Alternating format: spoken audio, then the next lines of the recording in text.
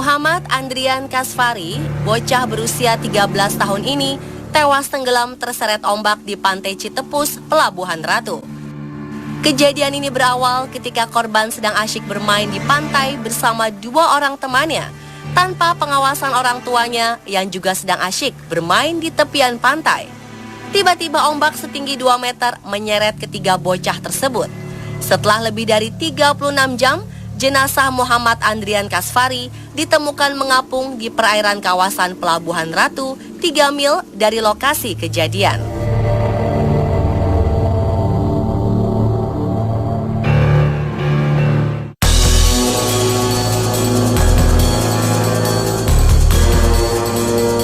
Dua wisatawan asal Bogor dan Sukabumi yang saat itu sedang berenang dinyatakan hilang setelah terhempas ombak setinggi 2 meter. Berdasarkan pengakuan saksi mata, awalnya hanya satu korban yang terseret arus. Namun teman korban yang berusaha menyelamatkan justru ikut terseret arus dan menghilang. Salah satu korban, Nardi, akhirnya ditemukan jasadnya setelah 2 hari hilang oleh tim SAR dari Polair Polres Sukabumi sekitar 5 mil dari lokasi kejadian.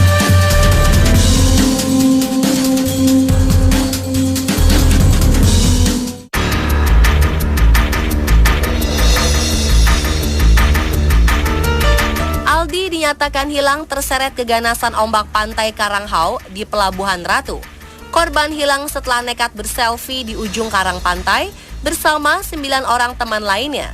Saat berita diturunkan, 2 tim dari Basarnas dan Polairut Polres Sukabumi masih berupaya mencari pelajar berusia 17 tahun itu.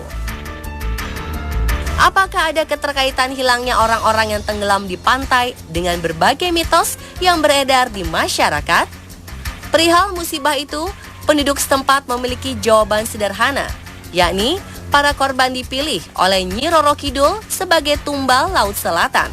Menurut kepercayaan mereka, para korban mungkin keturunan selir Prabu Siliwangi yang akan dijadikan budak atau bala tentara Ratu Laut Selatan. Itu sebabnya korban biasanya masih muda belia. Namun ternyata terdapat penjelasan ilmiah untuk menjawab fenomena ini. Di pantai selatan ini sering terjadi arus pecah atau disebut rip current. Rip current inilah yang patut diwaspadai saat sedang bermain air sambil menikmati indahnya pantai. Apa itu arus pecah? Dan bagaimana caranya agar selamat dari tarikan arus kuat ini?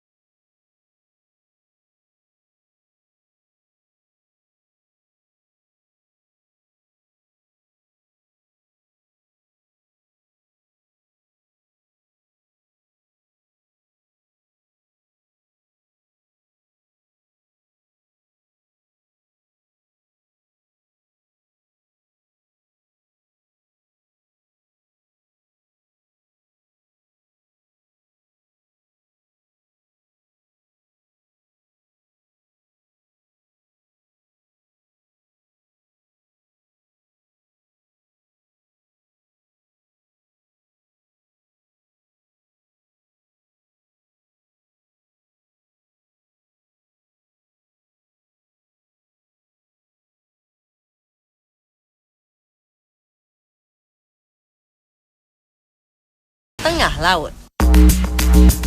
Rip current terdiri dari arus pengisi, leher arus, dan kepala arus. Arus pengisi berasal dari beberapa arus susur pantai yang bertemu dan kemudian berkumpul lalu berbelok membentuk leher arus, yaitu jalur sempit tempat mengalirnya rip current. Arus ini lalu mulai melemah dan melebar ke bagian kepala arus. Selain kuat, kemunculan arus ini juga tidak mudah diterka, tergantung dari arah datangnya gelombang laut. Namun rip current dapat dikenali ciri-cirinya secara kasat mata. Seperti apa? Ciri pertama dari arus balik ini adalah permukaan yang cenderung lebih tenang daripada gelombang yang menuju pantai. Perhatikan buih ombak yang datang. Bila terdapat celah di antara buih-buih gelombang tersebut, maka kemungkinan di sekitarnya sedang terjadi arus pecah. Karena arusnya yang sangat kuat, arus balik ini umumnya membawa serta material pantai sehingga warnanya cenderung lebih keruh dari sekitarnya. Kejadian ini bisa lebih mudah dilihat dari dataran yang lebih tinggi. Rip current juga biasanya terjadi di ujung cekungan pantai, sehingga Anda perlu mewaspadai permukaan pantai yang lebih cekung daripada sekitarnya. Lebih mudahnya, Anda dapat mengetesnya dengan meletakkan sebuah benda yang mengapung, seperti batok kelapa ke atas ombak yang bergerak ke arah Anda berada. Jika benda itu terbawa hingga ke lepas pantai, maka dapat dipastikan terjadi rip current di jalur tersebut.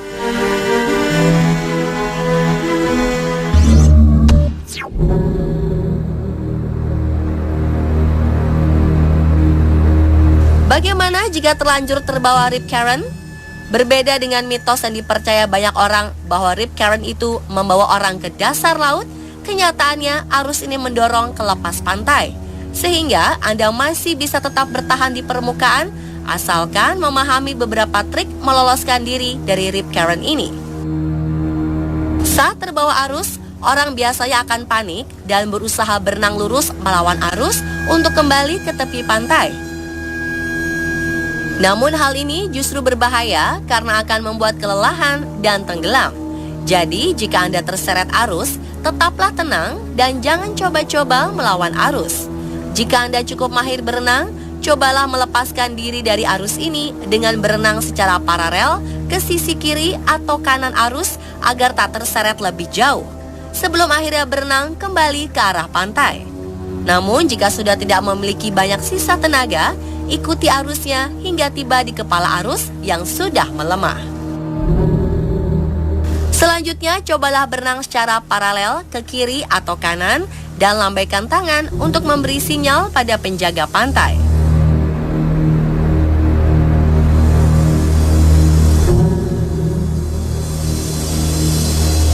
Dan pemirsa, itulah penjelasan mengenai arus di pantai selatan yang membuat orang hilang versi On The Spot.